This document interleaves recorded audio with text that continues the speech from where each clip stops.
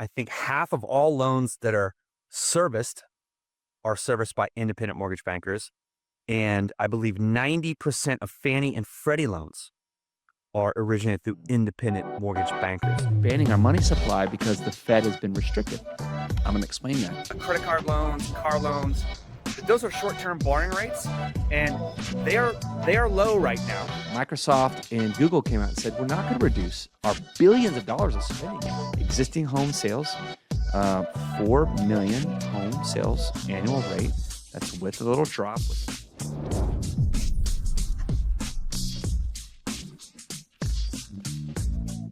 Hey, it's KP coming to you live from Amelia Island.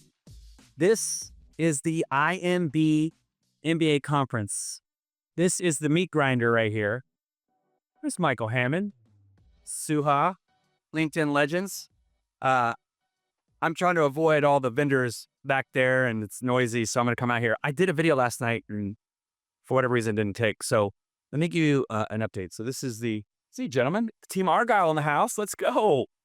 The Independent Mortgage Banker Show and Network of the Mortgage Banker Association, pretty legit. There's monthly Zoom calls. If you are at IMB, it's okay if you didn't make it here. I know it was a little chilly. It's hard for a lot of people to travel lately. And last night, my video was, you could see my breath. That was freezing, and now it's actually kind of warm. Anyway, here's what went down here. I'll break down a lot of the topics covered. And, but obviously a lot of owner operators and executives are worried about, state regulatory enforcement. We've been hearing for a year, oh, the CFPB has gutted this. All 50 states are going to step in. We know not all 50 of them are going to step in, but a lot of them have different hot buttons. And so we're discussing that here. AI, are we getting ROI? We've been talking about AI ad nauseum. What are we doing?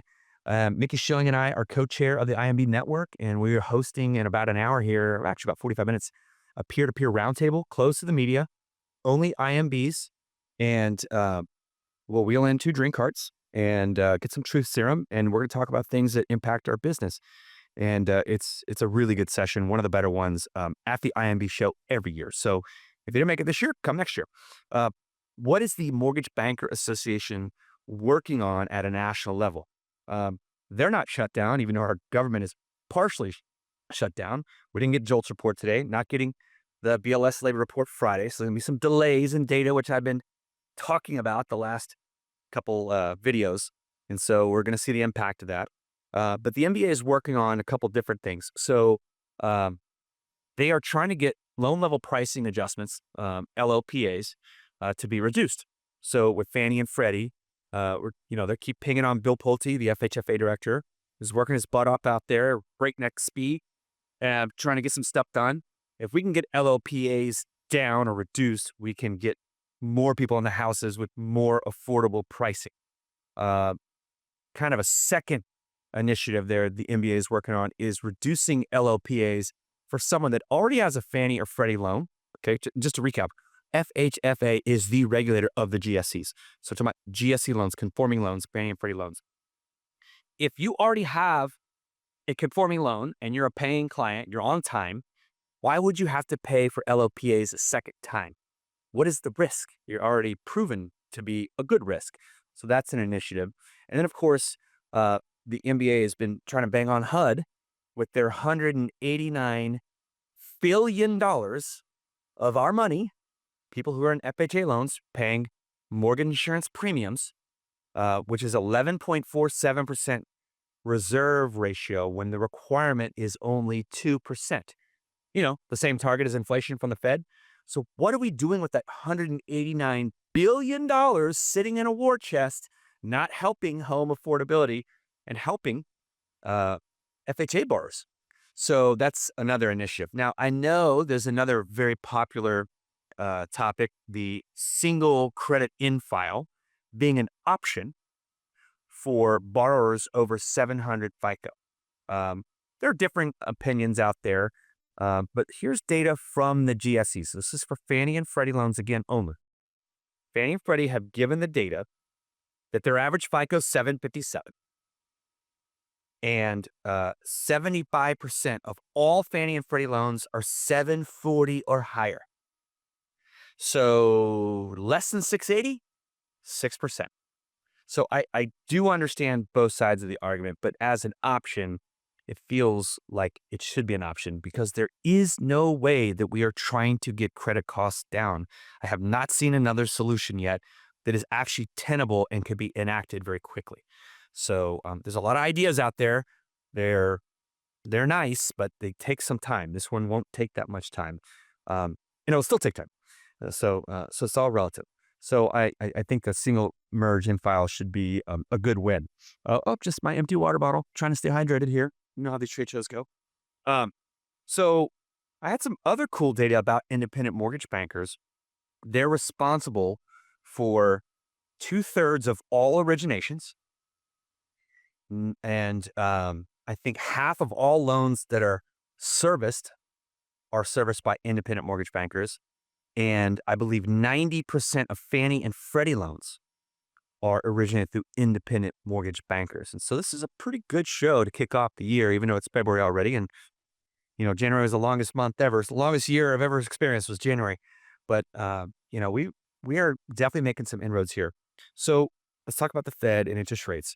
We are at the upper end of the 420, the Elon line, the 10-year Treasury yield. So rates are kind of going up a little bit.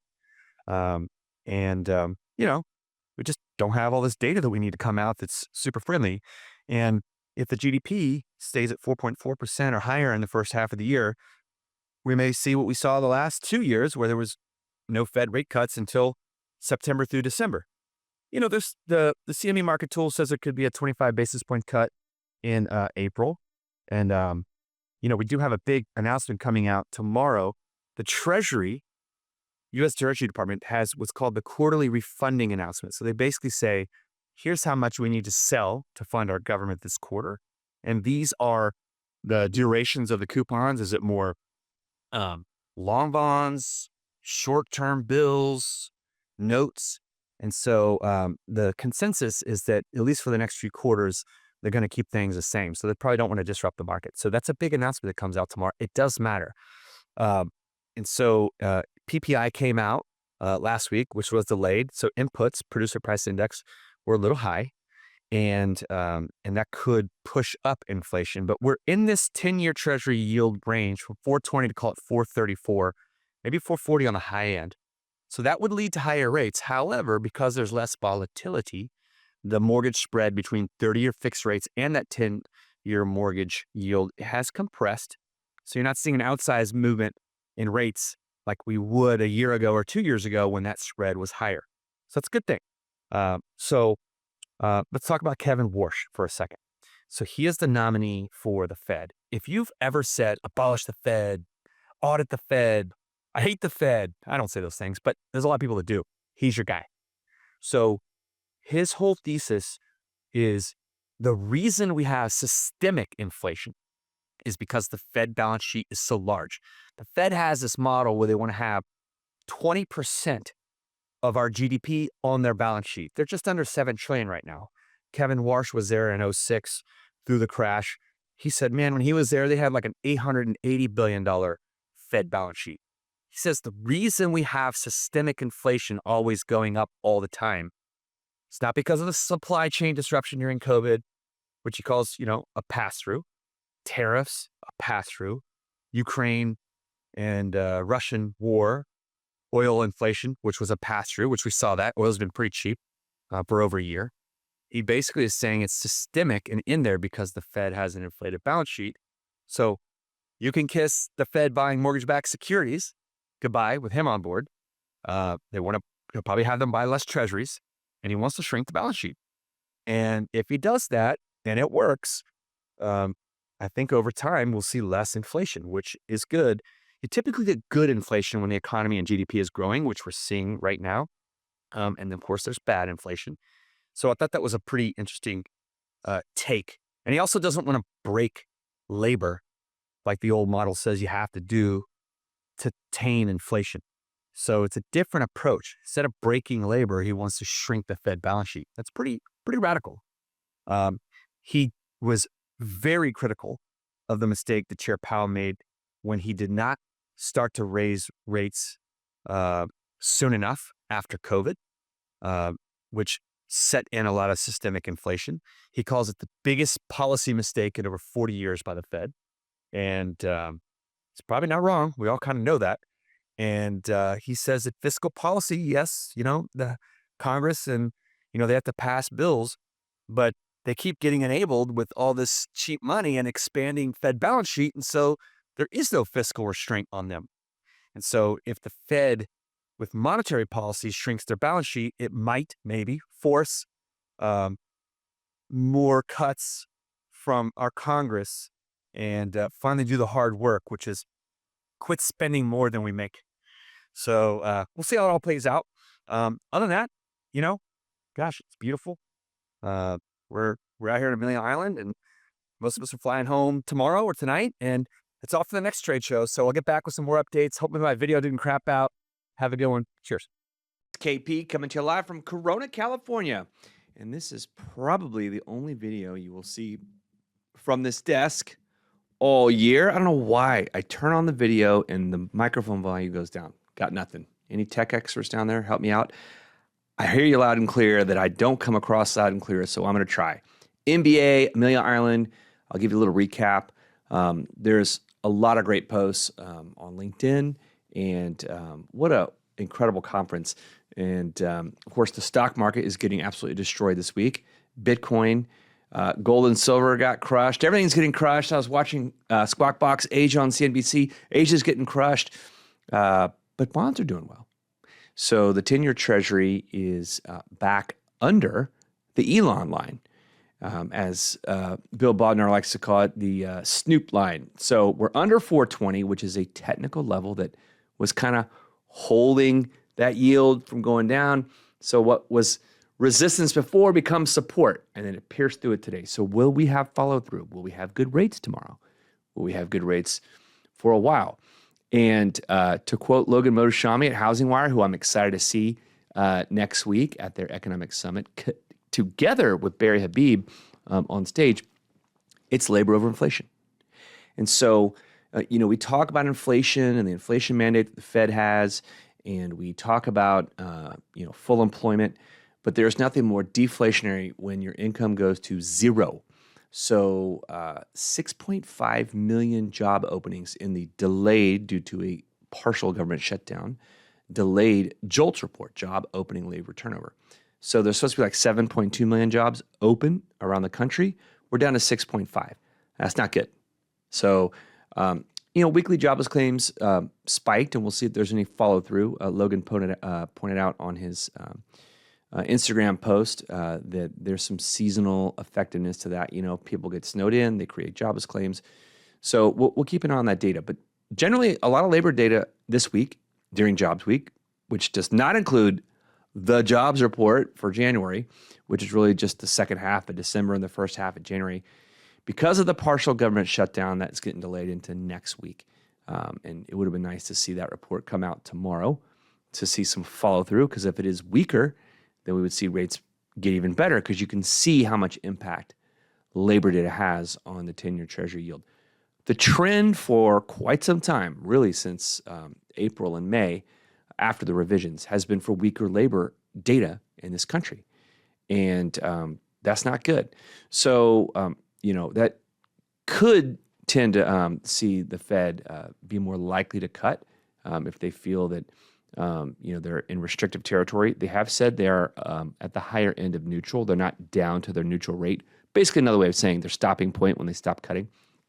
And there's all the odds for the next Fed rate cut. They all went up today. So even, not that it's going to be a cut in March, but the odds improved 20% this week. I think even just today. So I'm not saying there's going to be a March cut. I think Chair Powell is so focused on inflation and not making an inflation mistake. He is happy to go out cutting more cautiously or too slowly, although they've done a lot of cuts. I think he's, if remember, it's so funny. We give a lot of punching bag stuff to just Chair Powell. And we're going to do the same thing for Warsh when he gets in. But it is a committee. It's a board. And, they got to get a consensus. And Chair Powell has not had a consensus for several meetings, for months and months. So we'll see if that continues. We're in a volatile period. It's not clear that they're going to keep cutting. It's not clear if the economy is growing because of AI. But then Amazon reports today, like $200 billion quarter in revenue, and crushed it on every metric, except they said they're going to spend $200 billion on capital expenditures, which is great for GDP, but GDP doesn't help people find a job, right? Especially for a company that's cutting jobs and trying to automate like Amazon. So their stock price sold off. I'm not a financial advisor. I'm not responsible for your losses, only your profits. But we're in this environment where the margin for error for stocks reporting earnings is pretty low.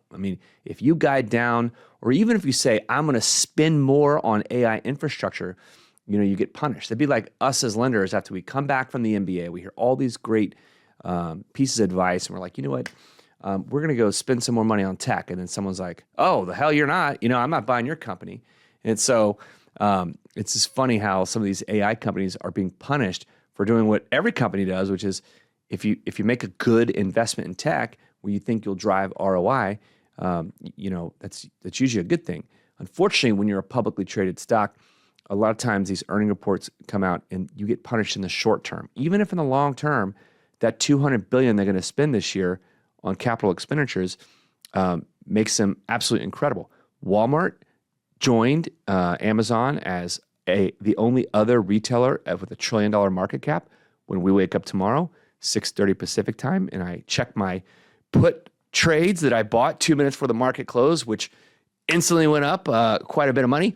We'll see how much market cap Amazon loses. They may not be a $1 trillion company in the morning.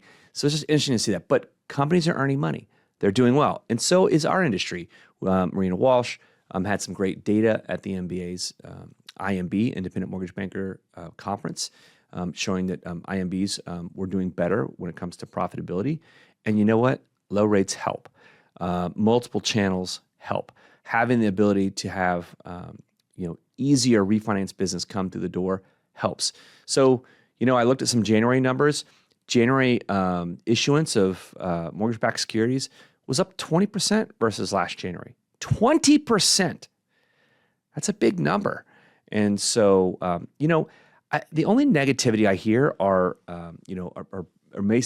basically from, people who run lenders that, maybe don't have a national footprint or don't have multiple channels or don't partake in servicing. And so, you have to diversify your businesses to go with the ebbs and flows of all the different things that happen. And so, I think generally it's going to be a good year. And so I hope your strategies and your AI tech spend helps you out. Okay. Can't speak for Bitcoin. I can't catch a falling knife, but I'm thinking about nibbling on a lot of these things. Copper prices have been rising lately. They started falling off lately. Silver started falling off. I bought some silver stuff today. I think silver might rebound because 60% of silver that's mined is used for industrials. And we know because of the PPI report and ISM manufacturing that was out this week, this country is starting to move forward. They're starting to build things, and we're starting to find our footing, even if the labor market isn't showing us that. So, I can't predict the future on labor, but my guess is the trend of weakening labor will continue. So at the MBA, which is an advocacy group, there's a lot of chatter, especially on LinkedIn, about just the credit reporting stuff. But, the MBA is obviously the premier organization. Bill Kilmer was not at Amelia Island. You know why? Because he was in D.C. pushing, talking to people on the Hill, try and get all these different things passed. It was nice to see the government was no longer shut down. They passed 5 minibus bills, and the emails that come out about it are great. There are some key MBA-supported provisions, which, maybe low-key under the radar, not sexy to talk about. $160 million for administrative expenses supporting FHA's mutual mortgage insurance program. $56 million in funding for Ginnie Mae staffing and technology upgrades. That's great if you do government loans. $57.5 million in funding for the housing counseling assistant. That's great, especially for affordable housing. $345 million in funding for HUD's Information Technology Fund to get HUD's tech up to speed. It's great. Even read some stuff on Brian Chappell about, for Potomac Partners, about some of the Ginny AI initiatives and how they're moving forward. $35 billion in committed authority for FHA's multifamily and healthcare program. So it's good. Those are just some things that the MBA was attached to and supporting.